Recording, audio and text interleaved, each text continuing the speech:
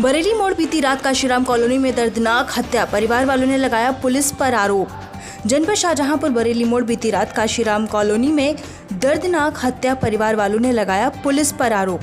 बरेली मोड़ चौकी ने कराया पीड़ित से जबरन मुस्लिमान से समझौता।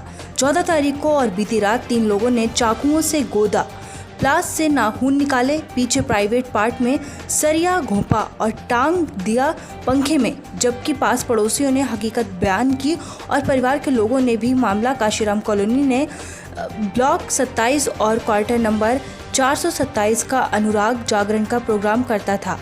उसी कॉलोनी में संदीप भी जागरण का प्रोग्राम करता था। दोनों में आपस में विवाद चलता था, जिसकी शिकायत संदीप के परिवार वालों ने अधिकारियों से की। उसकी जांच कोतवाली के चौकी अजीजगंज में आई और पुलिस ने अनुराग को चौकी बुलाया। 24 तारीख को वहां पहले से मुस्लिमान और क्रांति मौजूद थे, जिस पर पुलिस ने जबरन समझौता कराया और समझौता के तीसरे दिन कर दी हत्या। पीड़ित का नंबर 8840559976, पीड़ित की बहन। कि 14 तारीख को आप जब चौकी अजीजगंज पे गई थी तो आपको बुलाया था या मुझे कॉल किया गया था, मुझसे ये बोला कि यहाँ आ जाओ, बातचीत करनी है बस, और ऐसा कुछ नहीं। तो मैं वहाँ गई। वहाँ जाने के बाद मेरे ऊपर बहुत दबाव बनाया, उन्हें जबरदस्ती करने की कोशिश की। किसने? मनोज पांडे थे और एक नरेश हैं और चौकी इंचार्ज भी सामने बैठे हुए थे। बाकी और भी लोग थे जिनका नाम मुझे नहीं पता है। क्रांति मैडम थी, संदीप शक्ति साथ में थे उनके, और मेरा भाई था और मैं थी। मेरी माँ थी मगर वो बाहर खड़ी हुई थी, वो अंदर केबिन में नहीं थी। केबिन में सिर्फ हम 4 लोग ही बैठे हुए थे।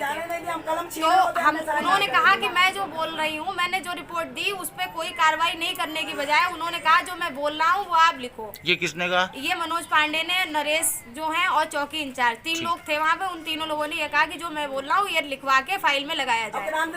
मनोज पांडे जो बोलते गए वो मैं लिखती गई। मैंने कहा भी सर ये गलत है, बोले नहीं आप टेंशन नहीं लो, कोई बात नहीं होगी।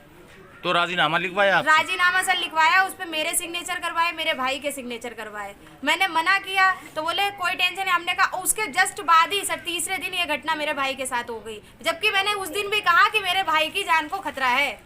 तो आप क्या मानती हैं कि अगर भाइयों के लिए बहुत खतरा, अगर राजीनामा न होता सर तो ये घटना नहीं होती। तो इसमें दोषी किसको मानती हैं आप? राजीनामा सर प्रशासन, बरेली मोड़ अजीजगंज चौकी का प्रशासन, और जो मुलजिम है वो क्रांति मैडम, इन सबका सपोर्ट साथ में रहा। इनकी सबके शासन के प्रशासन की वजह से ही ये सब हुआ। अगर वो मेरा साथ देते, मेरा सपोर्ट करते, मेरी कंप्लेंट को सुनते तो ये शायद नहीं होता है। ये बताइए जो मर्डर हुआ है, जो संदिग्ध परिस्थितियों में जो शव पाया गया है। हमने देखा तो वो खून से लथपथ उसकी बॉडी थी। तो मैंने जब उसको देखा तो पीछे से यहाँ पे जो है खून लगा हुआ था, बाकी खून गिरा हुआ पड़ा था, नाखूनों से खून निकल रहा था। नाखूनों से? हाँ, नाखूनों से, पैर के नाखूनों से खून निकल रहा था जब मैंने वो बॉडी देखी थी। तो मतलब बड़ा मामला जो है, मतलब उसके दूर से दिख रहा था ये मर्डर दिया। ये बताइए, एक होता है कि खुद सुसाइड करा और एक होता है कि किसी ने हत्या करी, इनमें से आपको क्या समझ में आया, क्या दिखा? हमें तो यही लग रहा है कि हत्या का कारण है, सुसाइड कोई नहीं। दीपक ये बताइए कि क्या हुआ, कैसे? अरे सर हुआ ये है कि मतलब 10-11 साल से यहाँ रहते हैं, गरीब ब्राह्मण हैं। इन्होंने किसी तरीके से अपने परिवार को चलाया है। बच्चे अब जागरण करने लगे, लेकिन इनके बच्चे बहुत सीधे, और कभी 10 सालों में किसी से कोई विवाद नहीं हुआ, किसी से कोई विवाद नहीं, कोई मैटर में ये इनका नाम नहीं आया। दुनिया के बच्चों का आया, इनके बच्चों को कोई नाम नहीं आया। और आप पता नहीं ये क्या हुआ, मतलब कि इस तरीके से घटना हुई है। अब बहुत नृशंस तरीके से उसे मारा गया। आपने शव देखा होगा, क्या क्या क्या? सबको देखने से लगता है कि पीछे से किसी ने सरिया भी कर दिया, पीछे से किसी ने सरिया भी घुसेड़ दिया, पीछे से सरिया घुसेड़ी है और बहुत बुरी तरीके से नाखून निकाल लिए हैं, बहुत बुरी तरीके से हत्या की।